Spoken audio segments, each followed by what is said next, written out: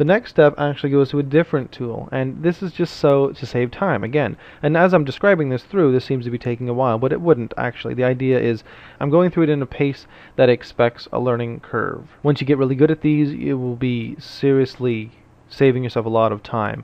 The concept of having to drag all these and space these all without an array would be, again, be faster than drawing it by hand, but again, AutoCAD has got so much functionality in it, you might as well use it. So the next step, like I said, we're moving to a new tool to, again, take AutoCAD and make it do the work for us. We want to use another command, like I had said. And what we could have done is we could have copied this over here and then arrayed down, but we're not going to do that. We're going to select and go. If you select and go towards the right, you'll get this blue kind of selection field, and if you select and go to the left, you get the green one. And the difference is, if you select and go to the right, you're getting the blue one. You only select everything that's within that field. Opposite being, if you do it this way, you will get this rectangle gets included because we've selected a portion of it, and that's just the difference. So if you want to select something that's small, you want to click and click on the left area of it and go right. So anyways, we're doing this, we're selecting these, and what we're using is the mirror command. And again, this may be known to you, but it's just a tutorial catch-up for saving time, because the worst thing that I want is for this to take more time for people to do. I want this to be a quick process. So you mirror, you've already selected the things, and you just pick the midpoint. You pick the midpoint of this image. Click it, and you'll see that then you technically have, if you can see that on the recording, you've got kind of like a swivel of these circles. And you just take it right down to the polar, it was already there technically, right down to this polar spot, and you just click OK. And then here's the important part with mirroring, which you may also know. Erase source object, no.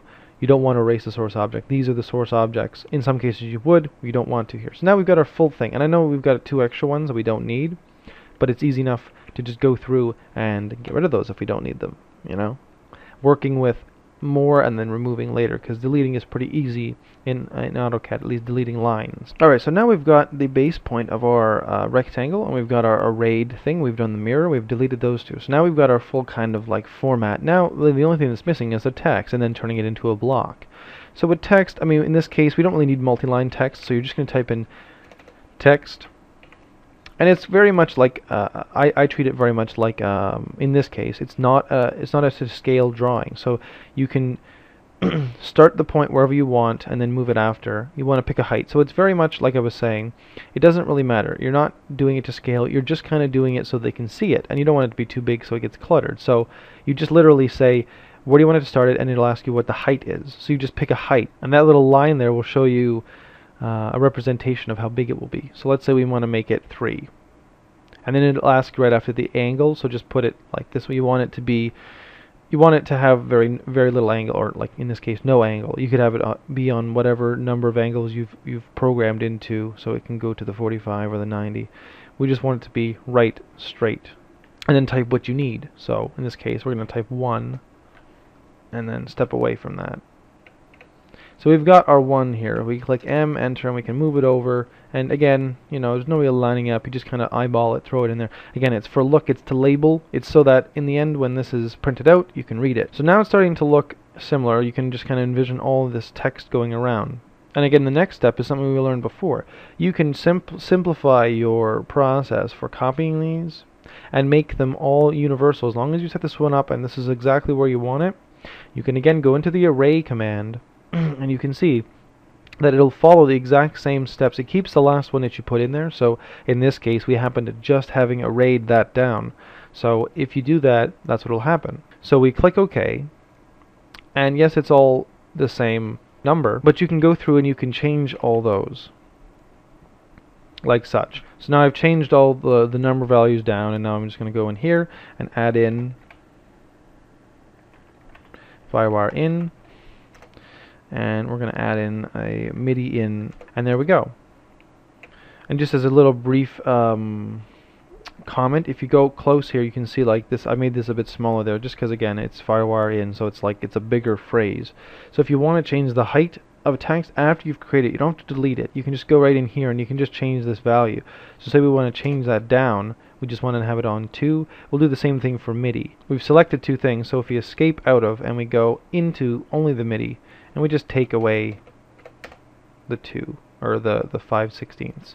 Now we have a slightly smaller text size, and that's not a big concern. The idea is just to keep it from spilling over. Like, you can make these things wider if you've got lots of text. You don't want to have them be too wide, because they just take up space for no reason. So just like we arrayed after we'd done that before, now we're using the same functionality, and we're going to be using the mirror tool to get these onto the other side. So again, what you want to do is you want to select the ones you want to have it affect. I always select beforehand. You can in some commands select after you've typed in the command, but I just find it makes more sense to kind of get your selections right the first time, get them all selected. So we just want the text, and then we click the mirror tool, selecting the center, again, of this soon-to-be block, and we swap it around.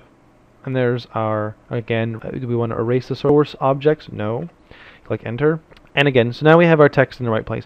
And this really only helps to just make things nice and organized. Like, you know, you look here and you're like, oh, well, these look like they're painstaking to place in locations. Not really. In this case, the ones and ones are all tied together and linked. The FireWire and MIDI are almost perfect location. This is something that will happen too, where FireWire out is now spilled over. We just drag it back, and same with the MIDI out. We just use the move command, select this, and then just drag it with the extension. You can see where the pick point is, and just drag it and eyeball it and find a nice spot for it. Same thing with the FireWire out. So now we've pretty much recreated, you know, the text isn't quite the same size, but the point is we've recreated this from, you know, it's how you would have built this in the first place. You wouldn't be recreating, you'd be designing it yourself if you want to. The cool thing about blocks is, like I showed you can break them down, and it doesn't delete the block. So if you wanted to create a slightly different object, like what we're doing here might seem a little redundant, because if we already had this block, we would just take portions of it, manipulate it, and then reblock it, which is totally acceptable. It's just that let's just assume that this doesn't exist, and we're just using this as a reference file in our mind, because that's exactly what you would do if you wanted to create a different form of motu, or a different object you wanted to add to your block database. You would just simply break down the previous one. Once you've created something similar, you know, so soundboards or microphones or anything really, amplifiers, like if you want to create another amplifier, like you will literally probably only have to ever make one amplifier or EQ block, and then you can just keep importing another one, and maybe have in your block diagram just have an empty one that's not blocked yet, you know, and just leave it there. And then usually that's what I do. You just leave it there, and it's just accessible, so you can add new text to it and turn it into a block. Then it's in your database, and just leave that original empty shell template, or whatever you want to call it, there.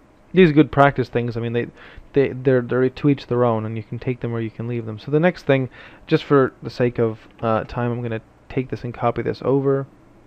Normally you would just, again, you'd create more text, you'd drag it in, you'd relabel it.